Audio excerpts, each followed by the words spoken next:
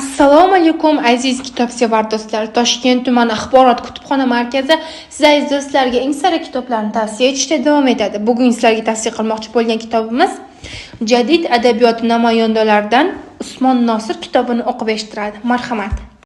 Vatanning mustabidlar zulmidan ozod bo'lishini, millati farzandlarini sharafga to'lganlar qatorida ko'rishni orzulagan xalqimizning qalbi uyg'oq farzandlari, jadid adabiyot namoyandalari bugun yana o'z o'quvchilari bilan yuzlashmoqda.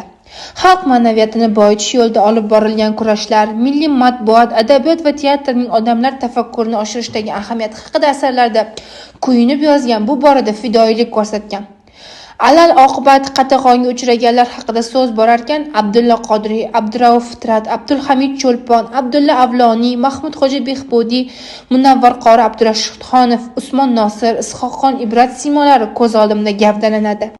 Kitobxon jadid adabiyot namoyandalari ruknida tayyorlangan kitoblarimizni o'qir ekan, o'zini shu vatanning ongli fuqarosi, vatanni va millati taqdiri uchun mas'ul inson sifatida namoyon qilishga o'zida jur'at topadi. Aziz kitobsevar do'stlar, kutubxonamizga tashrif buyurib, ushbu kitoblardan samarali foydalanishingizni so'rab qolamiz. E'tiboringiz uchun rahmat.